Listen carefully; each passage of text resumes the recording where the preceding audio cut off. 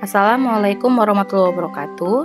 Perkenalkan, saya Fitri Rahmawati, calon guru penggerak angkatan 10 dari SKH Kopri Pandeglang, Kabupaten Pandeglang. Pada video kali ini, saya akan menyajikan praktek penerapan segitiga restitusi di SKH Kopri Pandeglang untuk melengkapi tugas saya di modul 1.4 tentang budaya positif. Segitiga restitusi adalah suatu proses dialog yang dijalankan oleh guru atau orang tua agar dapat menghasilkan murid yang mandiri dan bertanggung jawab. Proses dialog ini terdiri dari 3 langkah yang digambarkan pada ketiga sisi pada segitiga restitusi. Tahap yang pertama adalah menstabilkan identitas. Bagian dasar dari segitiga restitusi ini bertujuan untuk mengubah identitas anak dari orang yang gagal karena melakukan kesalahan menjadi orang yang sukses. 2. Validasi tindakan yang salah. Pada tahap ini, berdasarkan prinsip setiap perilaku berupaya memenuhi suatu kebutuhan tertentu, sehingga guru akan bergeser dari pemikiran stimulus respon menjadi proaktif. Kemudian, dengan mengenali kebutuhan murid akan memperbaiki hubungan dengan murid. Yang ketiga, menanyakan keyakinan. Ketika identitas sukses telah tercapai dan tingkah laku yang salah telah divalidasi, maka anak akan siap untuk dihubungkan dengan nilai-nilai yang dia percaya, dan berpindah menjadi orang yang dia inginkan. Kasus pertama yaitu Ali, siswa SMPLB di SKH Kopri Pandeglang dengan kekhususan ADHD. Ali tidak suka jika tidak sengaja bersentuhan dengan kawan perempuan. Ia akan memarahi kawannya dengan suara yang tinggi bahkan sampai berteriak. Halo Ali, apa kabarnya Ali hari ini? Baik. Baik, alhamdulillah. Ali, Ibu pengen ngobrol dulu sama Ali sebentar ya. Kita ngobrol-ngobrol dulu.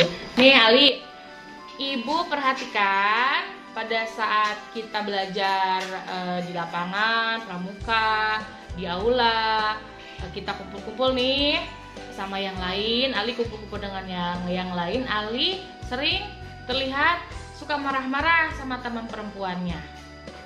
Bener apa enggak tuh? Bener. Bener. Kalau Ibu boleh tahu, itu kenapa Ali sering marah-marah sama teman perempuannya? Karena tersentuh. Karena tersentuh. Jadi Ali merasa marah. Memang kalau tersentuh kenapa, Li? Karena bukan muhrim. Karena bukan muhrim. Makanya Ali merasa marah karena tersentuh sama teman perempuannya. Masya Allah, itu bagus ya, karena Ali menjalankan perintah agama, tidak boleh bersentuhan dengan yang bukan muhrim. Memang yang boleh bersentuhan dengan Ali siapa saja? Kan laki-laki. Laki-laki. Selain laki-laki siapa lagi yang boleh bersentuhan sama Ali? Orang tua. Orang tua. Terus siapa lagi? Saudara. Saudara. Nah, kalau menurut Ali nih, Ali kan tidak sengaja tersentuh nih ya sama Risa ya, sama teman Ali yang perempuan itu. Ali, menurut Ali boleh nggak Ali itu marah-marahin Risa? Tidak. Tidak boleh. Kan boleh tidak marah-marahin tidak. Risa? Tidak. Kenapa nggak boleh marah-marahin Risa? Kan nggak baik. Nggak baik. Tapi kemarin Ali marah-marahin Risa karena tidak sengaja tersentuh. Iya. Ali sadar kalau Ali itu udah marah-marahin Risa, perbuatan Ali itu salah. Sadar nggak? Salah. Salah. Karena sudah apa salahnya? Kan itu terganggu. Oh, merasa terganggu karena tersentuh. Tapi Ali marah-marah nih. Tadi Ali bilang marah-marah itu boleh tidak menurut Ali? Tidak. Tidak boleh. Tidak boleh marah-marahin teman ya, walaupun temannya itu menyentuh, nggak sengaja. Temannya tidak sengaja menyentuh Ali, makanya Ali marah. Tapi Ali sadar kalau marah-marah itu tidak. Kenapa marah-marah itu tidak baik, Li? Kan tidak baik. Tidak baiknya kenapa? Coba lihat Bu Guru. Kalau kita ngobrol, ayo lihat matanya. Kenapa tidak baik? Kan bukan itu, kan bukan hukum agama. Bukan hukum agama. Kalau marah itu jauh dari keyakinan kelas kita. Gimana? Kalau marah itu jauh dari iman. Masih ingat? Iya. Itu kalau marah-marah itu tidak baik, Ali harus bagaimana? Ke Risa. Kan minta maaf. Oke, jadi Ali nanti minta maaf sama Risa. Terus Kalau menurut Ali,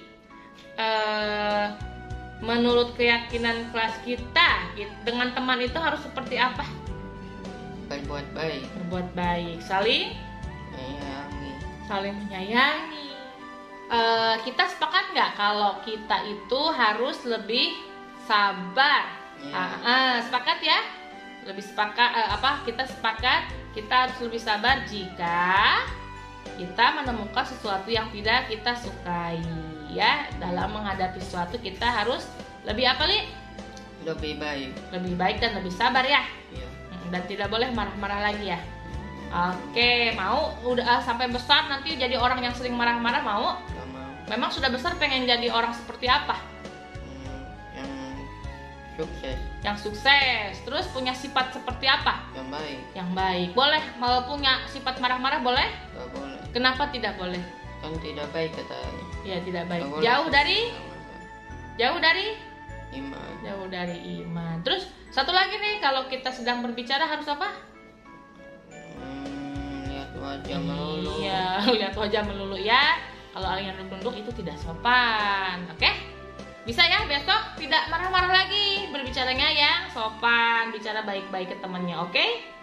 Oke, tos dulu. Halo, saya Muhammad Edanali, saya dari SK Kodli. Saya ngomong sama Bu Bibi, tapi seneng itu apa ya, karena aku nyesel telah berbuat salah. Tadi ku gak mau mengulangi kesalahan lagi. Kasus yang kedua yaitu Najwa, murid SMPLB dengan kekhususan tunagrahita. Najwa sering tidak masuk sekolah sehingga banyak pelajaran yang tertinggal. Najwa. Halo Bu. Kalau kita ngobrol harus bertatapan ya, lihat mukanya harus Iya. menunduk. Najwa, apa kabarnya hari ini Najwa? Baik, alhamdulillah. Alhamdulillah. Lihat guru coba, kemarin kenapa nggak sekolah? Sakit, Oh sakit apa? sakit badan. Sakit badan, tapi sekarang udah enakan ya? Udah enak, alhamdulillah. Tapi ini ibu perhatikan Najwa sering nih nggak masuk nih, sering izin. Kenapa Najwa? Motor dipakai sama papa. Oh, motornya dipakai sama papa, Iya. makanya Najwa sering izin. Motornya cuma satu. Iya, cuma satu. Jadi gantian sama papa ya. Oh gitu. Oke, ibu ngerti nih sama kondisinya Najwa, karena Najwa motornya cuma satu, makanya Najwa sering izin. Nah, tapi Najwa, ibu mau tanya dulu nih ke Najwa, kalau misalnya sering izin begitu boleh nggak? Nggak boleh. Nggak boleh. Keyakinan di kelas kita kalau misalkan sekolah itu harus gimana? Rajin Harus rajin apa? sekolah. Harus rajin sekolah masuk. Terus kalaupun misalkan izin harus ada keterangannya. Tidak boleh terlalu sering izin tanpa alasan yang jelas gitu ya. Kenapa coba kita tidak boleh sering izin? Karena takut terlambat belajar. Nah, ketinggalan pelajaran. Takut ketinggalan pelajaran. Nah, kira-kira menurut Najwa, supaya Najwa tidak sering izin itu gimana ya kira-kira? Papa antar aku, motor dipakai, pulangnya angkot. Oh gitu, bisa tapi naik angkot? Bisa. Keren, nah itu tahu. Jadi biar Najwanya rajin sekolahnya, karena motornya cuma satu, motornya dipakai dulu nganterin Najwa ke sekolah, terus nanti Najwa pulangnya naik angkot. Keren tuh, itu tahu. Nah kira-kira kalau misalnya besok-besok bisa nggak itu mulai dilaksanakan? Misalkan Najwa besok dianterin sama papa, pulangnya naik angkot, bisa nggak kira-kira besok? Bisa mulai dilakukan ya.